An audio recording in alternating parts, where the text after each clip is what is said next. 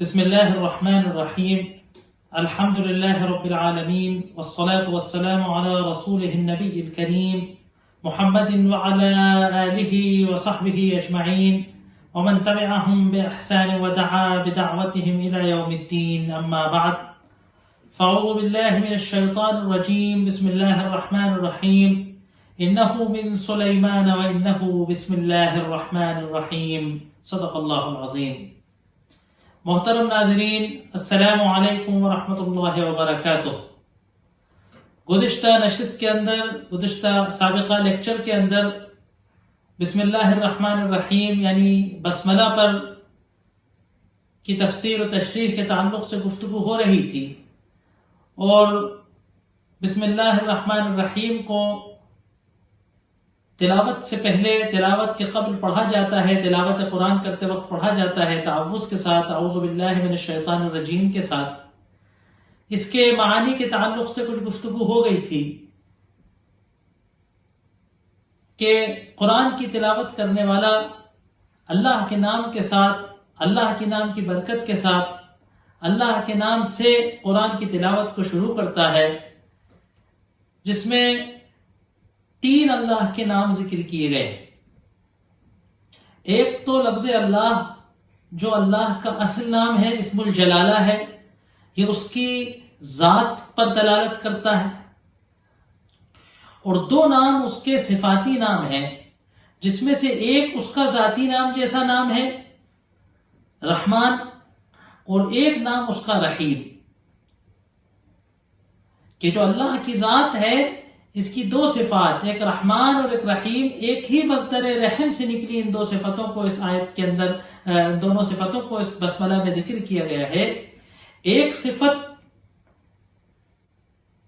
ایک صیغہ صفت کے ابال کو، صفت کے وفور کو، صفت کی زیادتی کو بیان کرتا ہے رحمان، جیسا کہ ہم نے بیان کیا تھا فعلان کے وزن پہ جوعان، بے حد مہربان، بے حد مہربان.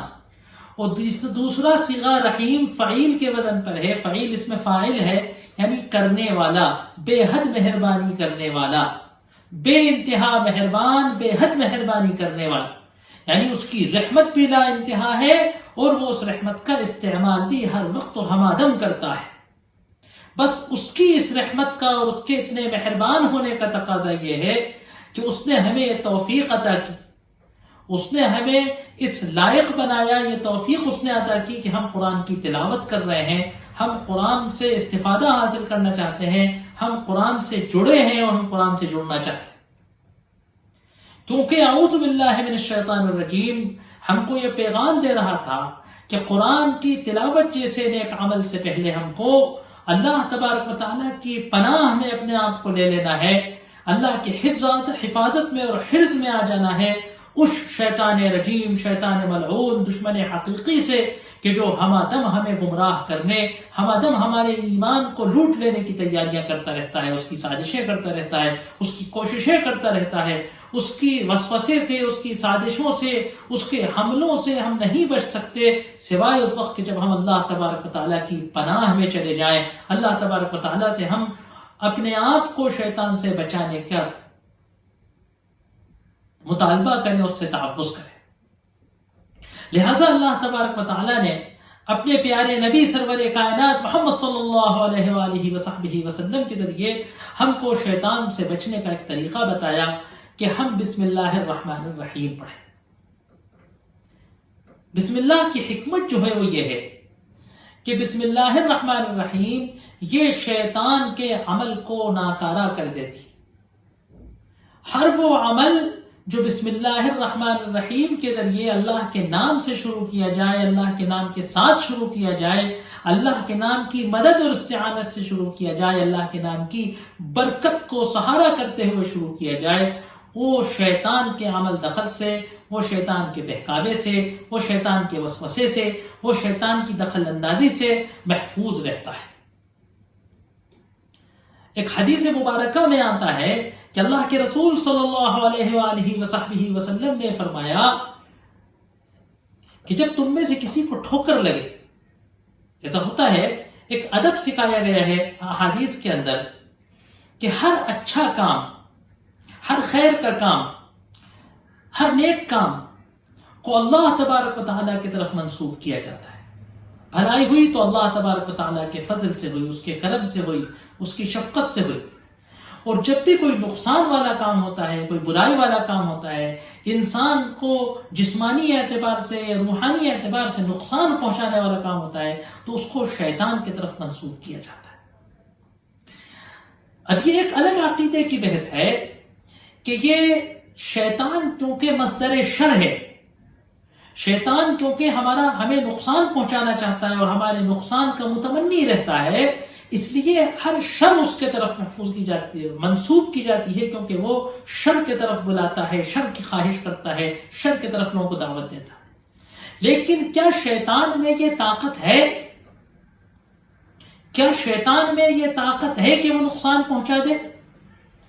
کیا شیطان میں یہ طاقت ہے کہ وہ بیمار کر دے؟ کیا شیطان میں یہ طاقت ہے کہ وہ ٹھوکر لگا کر گرا دے؟ یہ سمجھنے کی بات ہے نا۔ اللہ کی قدرت کے بغیر، اللہ کی قدرت کے بغیر نہ بیماری ہم کو بیمار کرتی ہے، نہ وائرس ہم کو پکڑتا ہے، نہ جنگلی درندہ ہماری شکار کر سکتا ہے، نہ دشمن ہمیں قتل کر سکتا ہے نا۔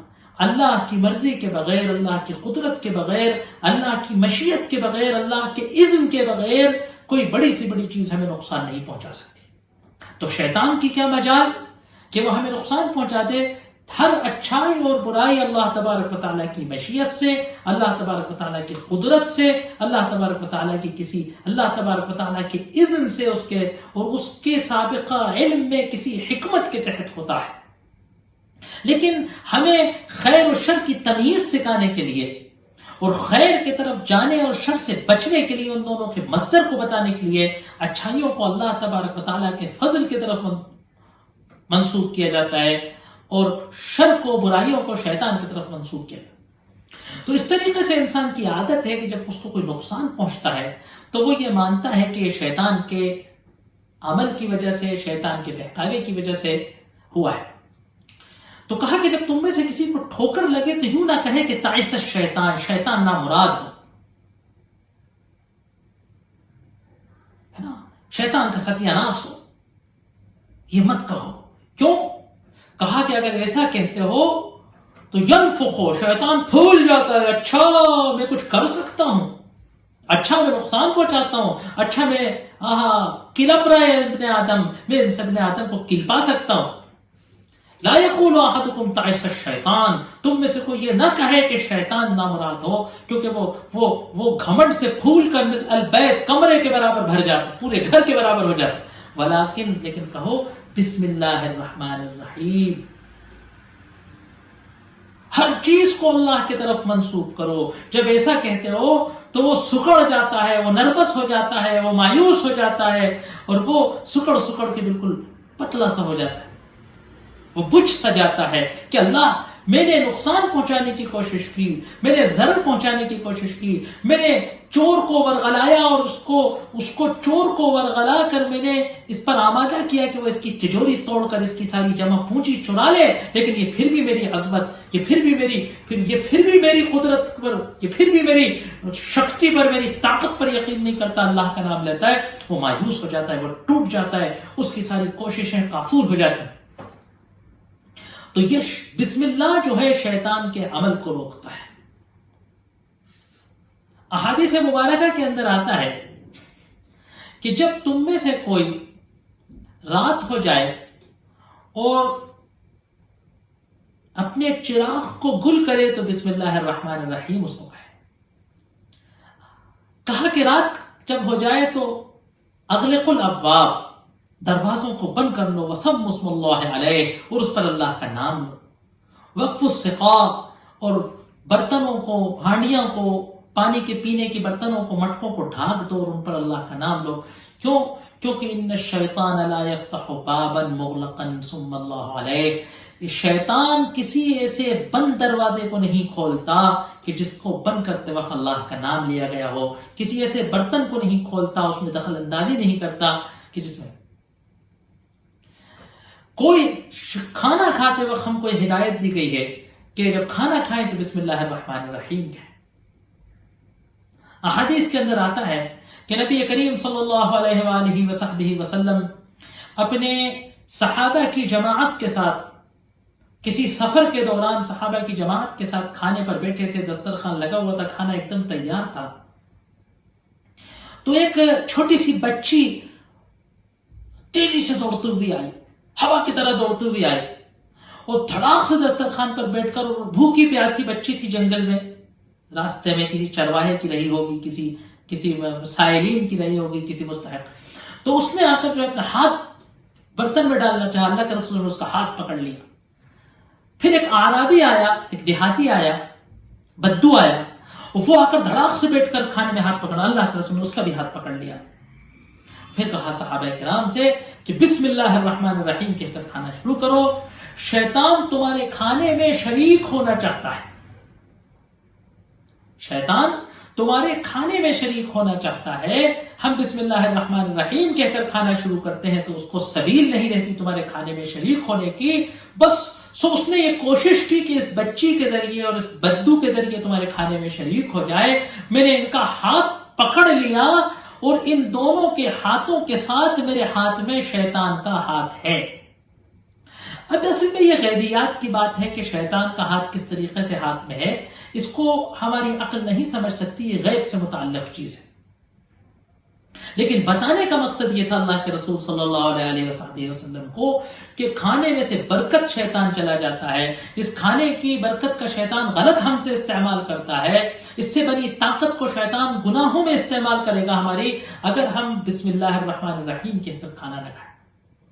جب نئے کپڑے پہننے کو کہا تو بسم اللہ الرحمن الرحیم کہنے کو کہا، یعنی مومن کی یہ پریکٹس کرائی جا رہی ہے، مومن کو یہ ٹریننگ کرائی جا رہی ہے کہ جب کوئی عمل کرو، اپنی زندگی کا کوئی عبادت کا عمل ہو، نماز کا عمل ہو، وضو کا عمل ہو، وضو کرتے ہوئے بسم اللہ الرحمن الرحیم، یہ الگ بات ہے کہ وہ مستحب ہے کہ مسنون ہے نا، کہ فضیلت ہے، اس کے رتبے میں یقیناً اختلاف ہے فقہا کے درمیان، لیکن وضو میں بسم اللہ الرحمن الرحیم کا پڑھنا وضو کرنے سے پہلے ہے نا، یہاں تک کہ علماء نے لکھا ہے، احادیث کے اندر آیا ہے کہ آدمی جب اپنی بیوی سے ملاقات کرے تو بسم اللہ الرحمن لن یمسہم الشیطان، ایسا کہنے سے شیطان ان دونوں کو نہیں چھو سکتا، وہ مما رزقہما، اور ان دونوں کی ملاقات سے جو کوئی اللہ اولاد نوازے گا تو اس اولاد پر شیطان کا دخل نہیں ہوگا۔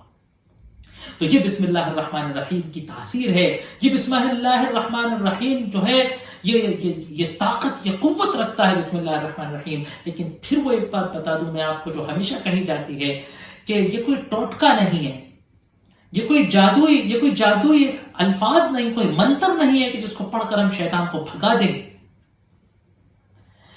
یہ الفاظ کا بار بار پڑھنا، شب روز پڑھنا، بسم اللہ اموت و احیا۔ ابھی ہم سورہ فاتحہ جب پہنچیں گے تو بسم اللہ الرحمن الرحیم اور الحمدللہ رب العالمین کا جوڑ ہے، عجیب و غریب جوڑ ہے۔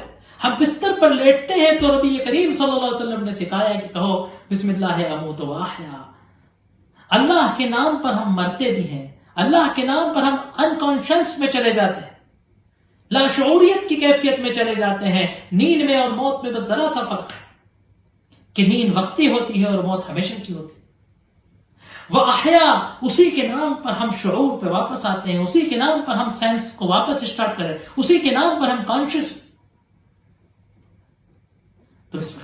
تو جب سوئے تو بسم اللہ کے نام سے سوئے، جب اٹھے تو الحمدللہ الذی احیانا بعدما اماتنا، سوتے وقت بھی اسی موت اور حیات کا تذکرہ اللہ کے نام کی برکت کے ساتھ، اور اٹھنے پر بھی اسی موت اور حیات کا تذکرہ اللہ کے حمد و ثنا، اس کی شکر، اس کی تعریف اور اس کی ستائش کے ساتھ۔ تو سوتے وقت، اٹھتے وقت، کھاتے وقت، پیتے وقت، جام ہاتھ میں، پیاس کی حالت میں گلاس ہاتھ میں لیا تو بسم اللہ الرحمن الرحیم، بھوک کی حالت میں تھالی میں، پلیٹ میں لقمے کو اٹھایا، ہاتھ ڈالا تو بسم اللہ الرحمن الرحیم، لباس پہنا تو بسم اللہ الرحمن الرحیم، سواری پر پیر رکھا تو بسم اللہ الرحمن الرحیم، گھر کا تالا کھول کر داخل ہوئے تو بسم اللہ الرحمن الرحیم، رات میں سوتے وقت گھر کا دروازہ بند کیا تو بسم اللہ الرحمن الرحیم، چراغ گل کیا تو بسم اللہ الرحمن الرحیم، برتن کو ڈھانکا تو بسم اللہ الرحمن الرحیم۔ یہ مومن کو ایک تربیت دی جا رہی ہے نا، کہ اللہ کے نام سے نہ آگے تمہاری زندگی میں کچھ ہے، نہ اللہ کے نام کے بعد تمہاری زندگی، نہ آگے کچھ ہے، نہ پوری زندگی تمہاری اللہ تبارک و تعالیٰ کے نام ہے۔ اس کی ذات و صفات کو ماننا، اس کی ذات و صفات پر ایمان لانا، اس کی ذات و صفات میں تدبر کرنا، اس کی ذات و صفات والی عظمت کے ساتھ اس کی اطاعت کرنا، اس کی اسی ذات و صفات والی ہستی پر ایمان لانا، یہی تمہارے ایمان کی حقیقت ہے۔ تو اسم جو ہے، یہ سارے میرے سابقہ لیکچر کے اندر آیا تھا کہ یہ سارے علم کی انتہا ہے، کیونکہ علم کیا ہے کہ ذات کا اور اس کی صفات کی شناخت کے ساتھ کسی ذات کو اس کے نام سے پہچان لینا، یہ علم کی انتہا ہے۔ تو اس میں اللہ کا نام بھی آ گیا، اس کی ذات کا نام بھی آ گیا، اس کی صفات بھی۔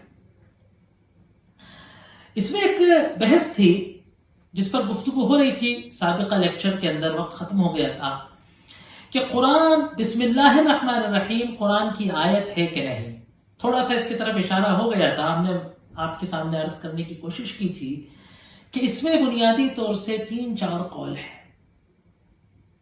ایک قول تو یہ ہے کہ سورہ نمل کے اندر ابھی جو میں نے آیت تلاوت کی آپ کے سامنے کہ انہو من سلیمان و انہو بسم اللہ الرحمن الرحیم، یہ آیت قرآن میں بسم اللہ الرحمن الرحیم کا جو لفظ آیا ہے یہ قرآن کا حصہ ہے۔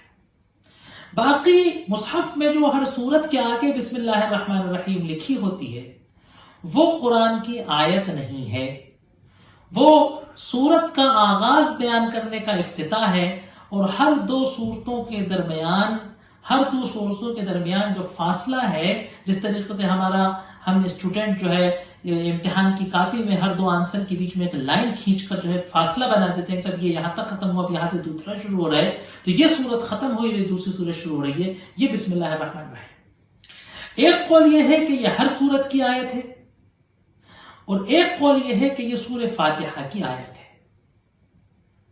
اور ایک قول یہ ہے کہ بسم اللہ الرحمن الرحیم قرآن کی ایک مستقل آیت ہے، انڈیویجنل آیت ہے، لیکن کسی سورت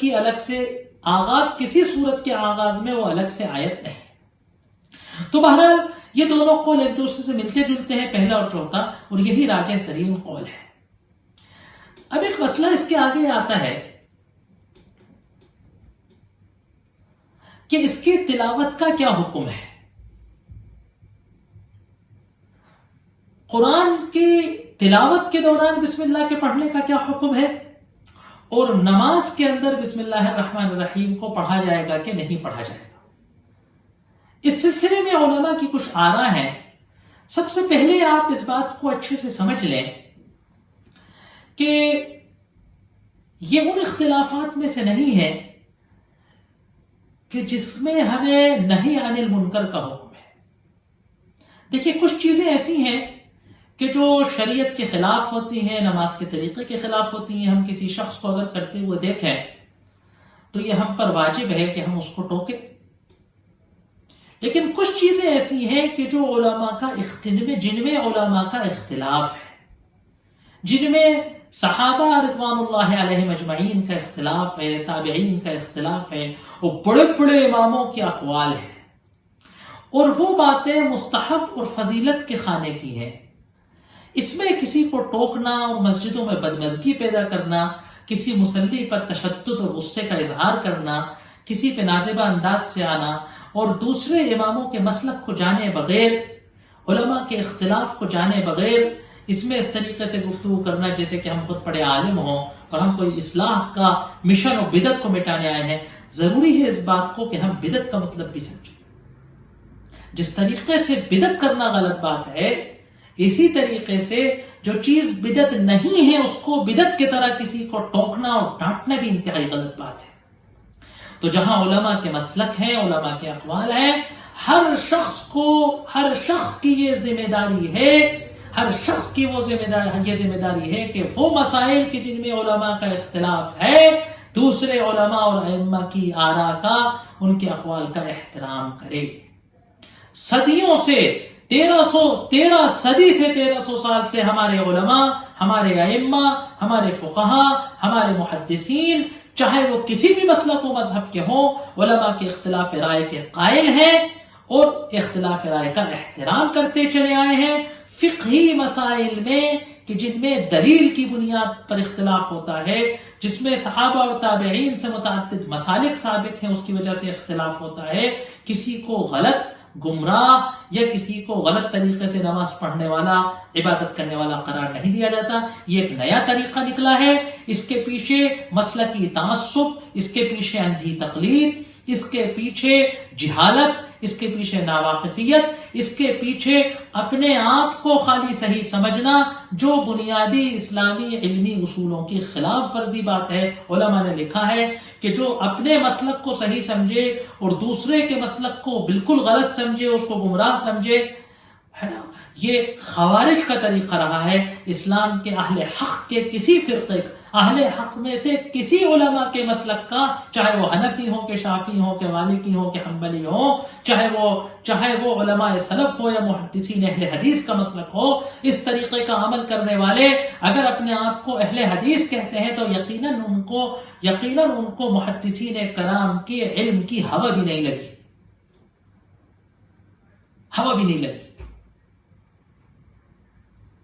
تو یہ بات تو خیر ضمناً آ گئی تھی.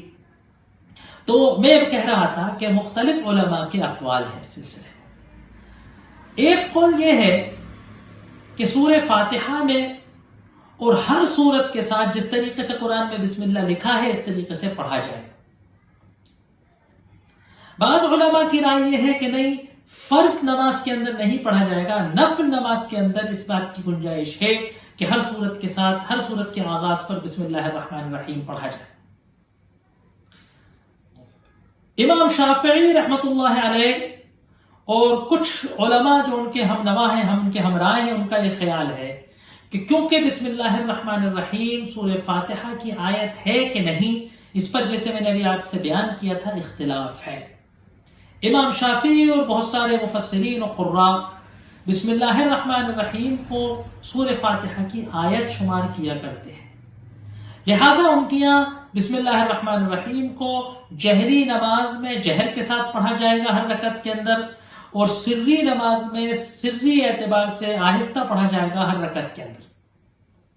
امام اعظم امام ابو حنیفہ رحمۃ اللہ علیہ کا مسلک ہے، کیونکہ وہ سورہ فاتحہ کی آیت بسم اللہ کو سورہ فاتحہ کی آیت نہیں گردانتے، لہٰذا امام ابو حنیفہ رحمۃ اللہ علیہ کا یہ مسلک ہے کہ سورہ فاتحہ بسم اللہ الرحمن الرحیم کو سورہ فاتحہ کے ساتھ ہر رکعت کے اندر نہیں پڑھا جائے گا، بلکہ نماز کے آغاز میں پہلی رکعت کے اندر ثنا کے بعد تعوذ اور بسم اللہ کو آہستہ پڑھا جائے گا، سورہ فاتحہ کی آیت کے اعتبار سے نہیں بلکہ نماز کے آغاز کے اعتبار سے، کیونکہ ہر تلاوت کا آغاز اعوذ باللہ اور بسم اللہ سے کیا جاتا ہے. نماز خود ایک تلاوت کا نام ہے، تو لہٰذا اس کا بھی اس طریقے سے آغاز کیا جائے.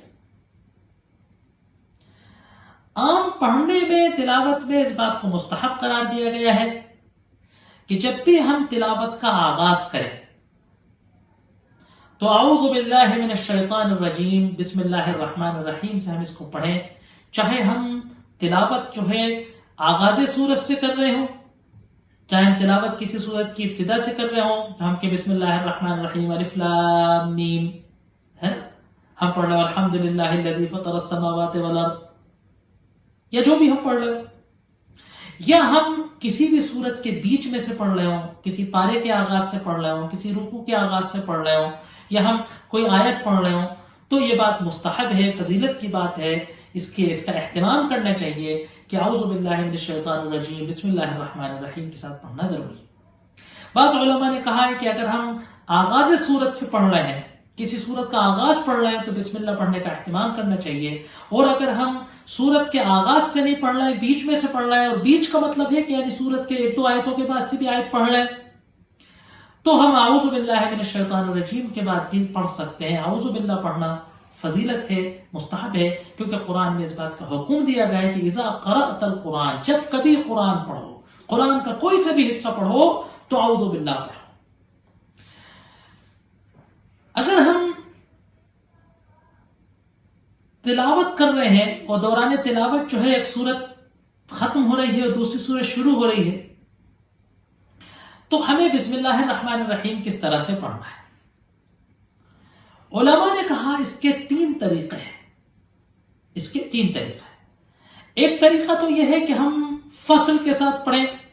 مثال کے طور پر کہ ہم اس طریقے سے پڑھیں کہ اهدنا الصراط المستقیم صراط الذین انعمت علیہم غیر المغضوب علیہم ولا الضالین بسم اللہ الرحمن الرحیم الف لام میم. یہ ہوا فصل کا طریقہ. ایک ہے وصل کل، سب کو جوڑ دینے کا. وہ کیسے ہے؟ وہ ایسے ہے کہ اهدنا الصراط المستقیم صراط الذین انعمت علیہم غیر المغضوب علیہم ولا الضالین بسم اللہ الرحمن الرحیم الف لام میم. یہ وصل کل ہو گئے. ایک ہے کہ فصل اول وصل ثانی. کیسے؟ کہ غیر المغضوب علیہم ولا الضالین بسم اللہ الرحمن الرحیم الف لام میم. یہ بھی جائز ہے. بس ناجائز کیا ہے کہ ہم یہ کہیں کہ ولا الضالین بسم اللہ الرحمن الرحیم الف لام میم. ایسے پڑھنا غلط ہے. کیوں؟ کیونکہ ایسے پڑھنے سے شبہ ہوگا کہ بسم اللہ الرحمن الرحیم اس سورت کے اختتام سے جڑا ہوا ہے، اور جبکہ مصحف کے اندر بسم اللہ الرحمن الرحیم سورت کے آغاز سے جڑے. تو ان تینوں طریقوں سے پڑھنا جائز ہے. آپ نے دیکھا ہوگا کہ قراء جب اپنے فن کا، قاری حضرات جب کسی پروگرام میں اپنے فن کا جوہر دکھاتے ہیں، مظہر دکھاتے ہیں، تو ان سب طریقوں سے وہ پڑھ کر بتاتے ہیں.